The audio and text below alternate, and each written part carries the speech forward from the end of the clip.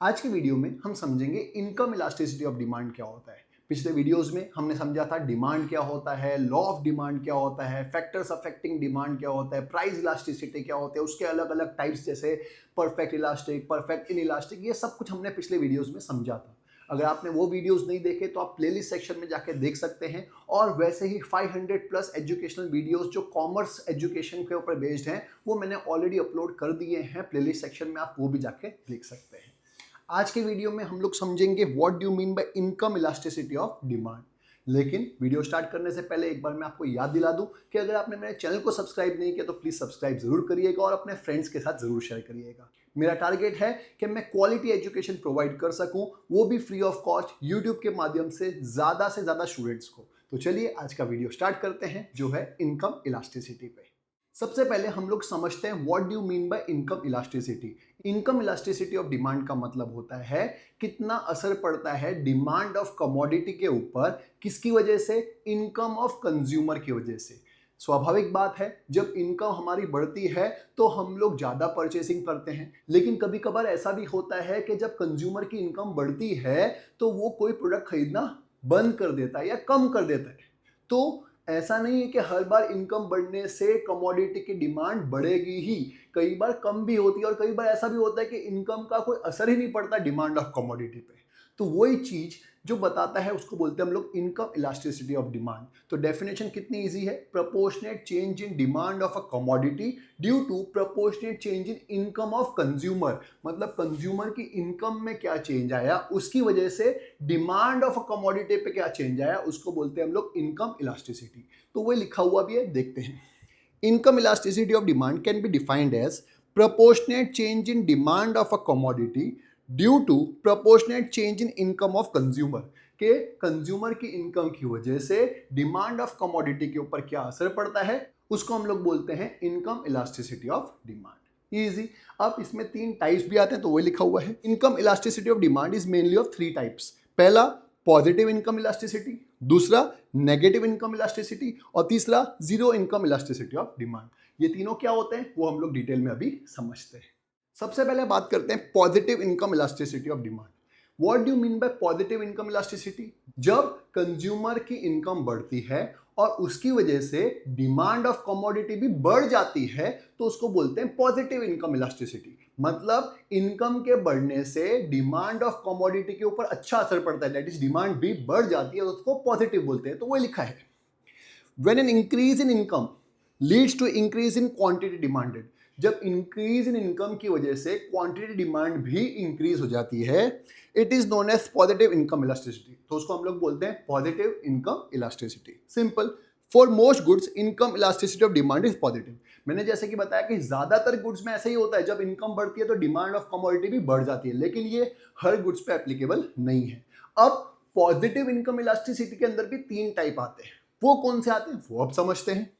Positive income elasticity may be of three types. Positive income elasticity भी कितने type की होती है? तीन टाइप की होती है। पहला इनकम इलास्टिसिटी इक्वल्स टू 1 और यूनिटी। इसका मतलब होता है कि जितना परसेंटेज चेंज आया इनकम में कंज्यूमर की, उतना ही परसेंटेज चेंज आया डिमांड ऑफ कमोडिटी की। तो वो लिखा है when the quantity demanded changes in exact proportion to the change in income, we say income elasticity is equals to 1।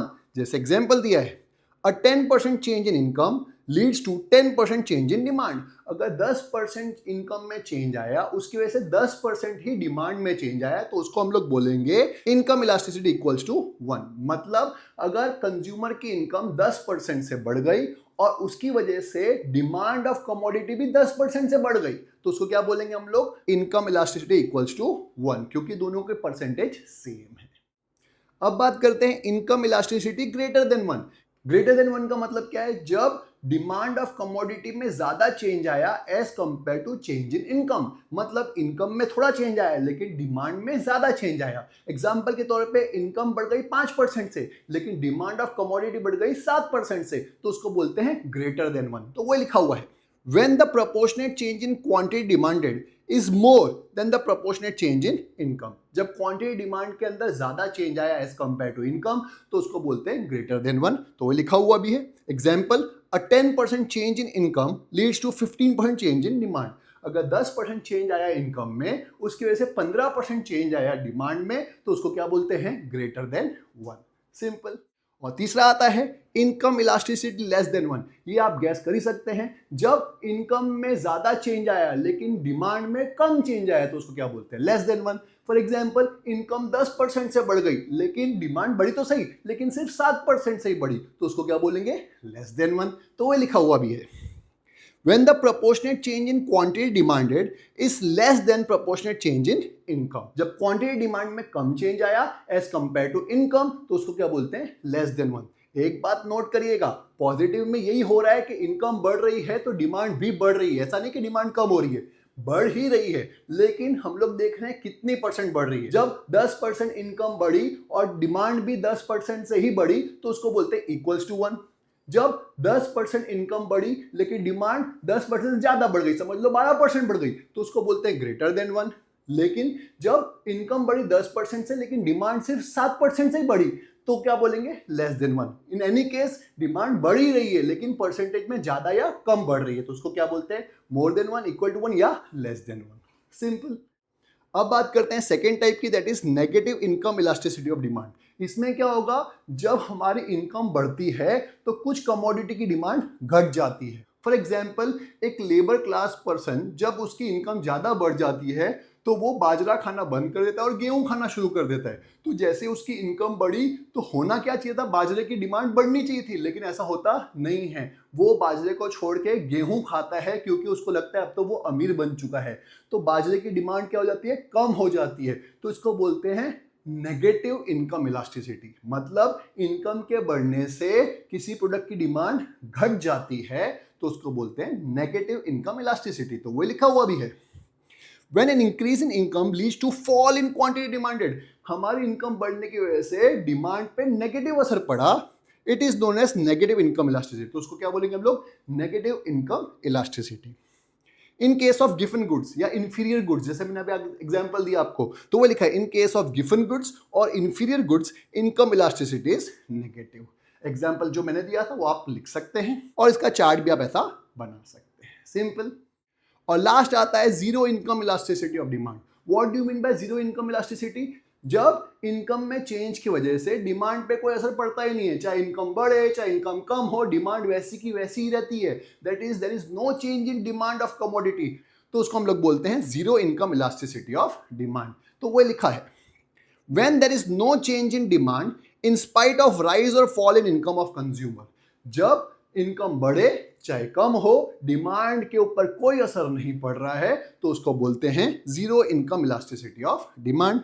The shape of such demand curve is straight line. और इसका shape आप देख सकते हैं, ऐसा बनता है कि डिमांड वैसे का वैसा रहेगा चाहे इनकम कुछ भी हो। तो देखिए क्वांटिटी डिमांडेड सेम ही जा रही है, इनकम चाहे कुछ भी हो कोई फर्क पड़ता नहीं है। तो उसका चार्ट आप इस तरह से बना सकते हैं। तो कुछ कमोडिटीज ऐसी होती है जैसे नेसेसिटी आइटम्स होती है, जिसका खरीदना, जिसको कंज्यूम करना जरूरी होता है चाहे इनकम कुछ भी हो, तो उसको बोलते हैं zero income elasticity of demand. Easy. मुझे उम्मीद है आपको समझ में आया होगा क्या होता है पॉजिटिव इनकम इलास्टिसिटी। पॉजिटिव के अंदर भी 3 टाइप्स आते हैं, वो भी आपको समझ में आया होगा। क्या होता है नेगेटिव इनकम इलास्टिसिटी और क्या होता है जीरो इनकम इलास्टिसिटी। मैंने बहुत इजी लैंग्वेज में समझाने की कोशिश की है। अगर आपको अच्छा लगा हो मेरा वीडियो तो प्लीज़ अपने फ्रेंड्स के साथ जरूर शेयर करिएगा ताकि वो लोग भी अच्छे से पढ़ सके। मिलते हैं नेक्स्ट वीडियो में नए टॉपिक के साथ।